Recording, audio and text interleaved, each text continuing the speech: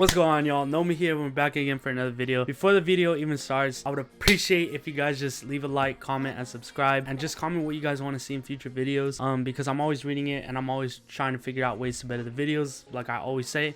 So in this video, I just want to be going over like sound selection, because I know someone recommended that I do a video on like how I choose my sound. And really what I like to do, as you can see in a lot of my loops if you watch my videos, is I really just like to pick out a simple starter sound, and I really like to layer my sound on top of each other in a way where all of them complement each other and where nothing is doing too much and it's not too overpacked. So I'm gonna be showing you guys how I just make a loop from scratch and like picking certain sounds and like stuff like that. So yeah, with that being said, let's get straight into this. For starters, I'm just gonna get a simple bell, probably from me and Synthetics kit. So we're just gonna be using this, and like this is a really good starter bell just to think of like simple patterns. So I'm gonna turn up the release, and then we're gonna go ahead and draw out a pattern.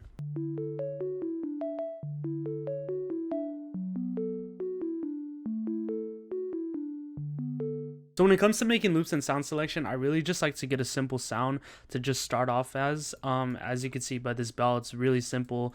There's not too much low end on it, so I could demonstrate that by putting an EQ on it. There's not too much low end or high end or mid end. It's a lot of just like perfect frequencies. Like as you can see, it's hitting in the lows and the mids, and a little bit of the highs. So it's like a really good starter sound to just like get you started on the loop, draw out a pattern. So the second thing I like to do is effects. That's really big on what I do and how I style my loops. So obviously with this, a little reverb could take it a long way.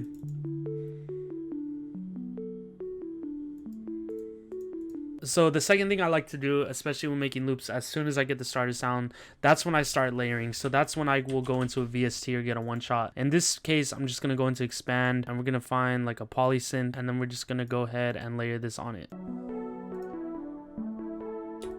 So I think this sound flows perfectly in it. And a lot of times, as soon as I start picking like the other sounds that I want in the loops, I'll go in and affect them just to add a crazy like different variation on the loop. So in this case, we're going to use shaper box. I've been using this a ton in a lot of my loops. Add a little bit of bit crush to this. This gives it like a crazy grit feeling.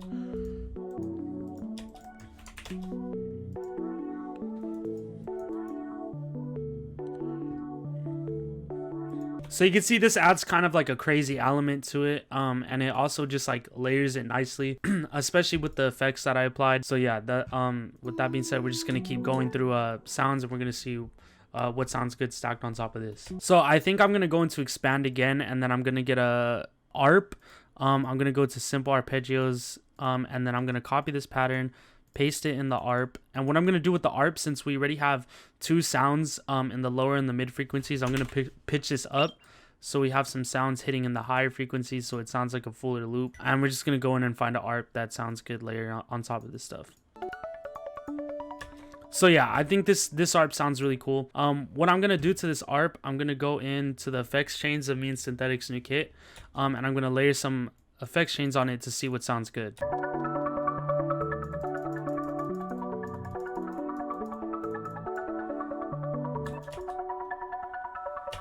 So yeah, so I'm liking how this sounds. So in this effects chain, it contains fruity chorus, fruity reverb, some love filter, delay, and a compressor.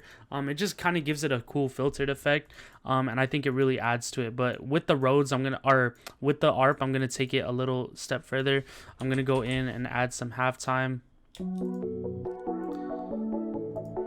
And then I'm also going to pitch it up one more, because when you halftime it, it also takes it an octave down. So I'm going to apply some halftime. Then I'm also going to apply some delay eternity, just to give it some nice effects on it and some crazy texture.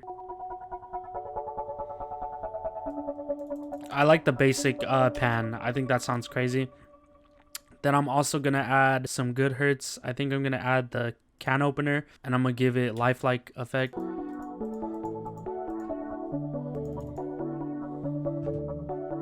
Okay, so you could see now all the sounds that I've selected so far sit really nicely with each other. Even if you put an EQ on the master, you could see how well they sit on top of each other. So we have some in the highs, we have some in the lows, and we have some in the mids as well. So this is a pretty good loop so far in terms of sound selection. They're all you know, sitting really smoothly. So now I'm gonna go in and think of something like catchy, like a lead or like a synth, just to bring all the loop in together to add like a catchy element to it.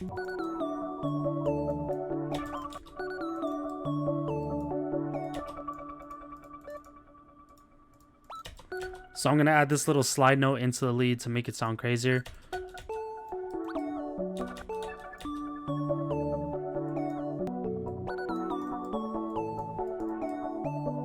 So once I have the catchy lead, I like to really just go in and add just a Valhalla verb and then maybe a tiny bit of delay.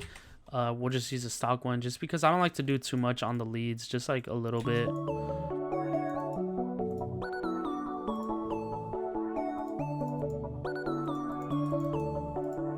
So a lot of times with loops too, I also like to add in some vocal chops just to fill in like the empty spaces, and it could really take your loop to another level.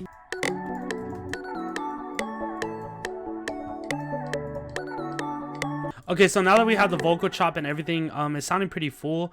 I just want to give it a couple more elements, maybe like a bass line or something.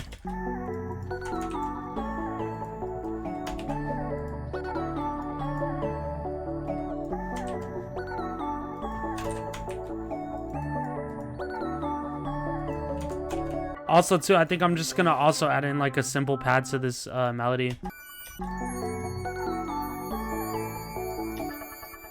So I'm gonna put this in the really high end just because we have every other frequency filled up, and it doesn't necessarily need the pad. I think it just adds a lot of like cool textures to it.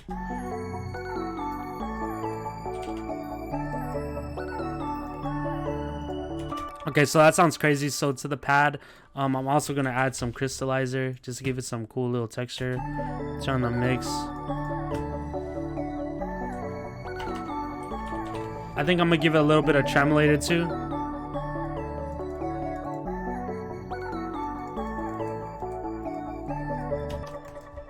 Okay, so this is sounding pretty crazy so far. So with this, the loop is pretty much done. Now I'm just gonna go in, export each little sound as its own WAV file, and then we're gonna just arrange, and then it'll be done. So when it comes to arranging, I really like to have all the sounds hitting in the first one just so it grabs the listener's ear.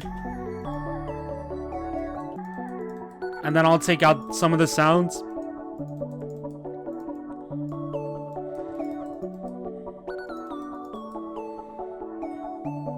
So as you can see, certain parts I'll have some of the sounds hitting. And then maybe this part I'll bring the vocals back in.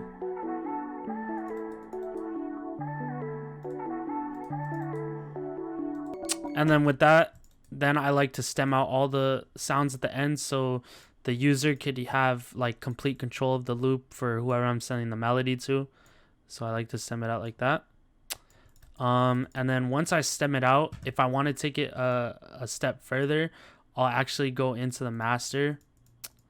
And then I'll get it again and then render it out to its own WAV file.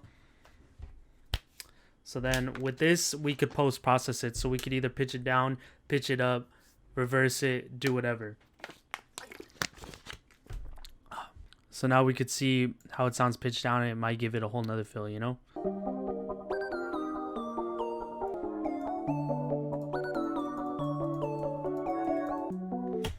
So yeah, with that being said, I appreciate you guys if you stuck till the end. I just wanted to throw some pointers on what I do when I'm sound selecting and how I arrange my loops and all that stuff. So I hope you guys pulled something from this video. And with that being said, I'll see you guys in the next video. New videos every single week. I need the post notification getting to go stupid because we're coming crazy 2022. I'm gonna be posting every week. We're about to start having guests on here and stuff like that, so just stay tuned, and I promise you guys we're gonna go crazy. So I appreciate you guys, love you guys, have a good Christmas and the end of the year. I'll see you guys in the next one.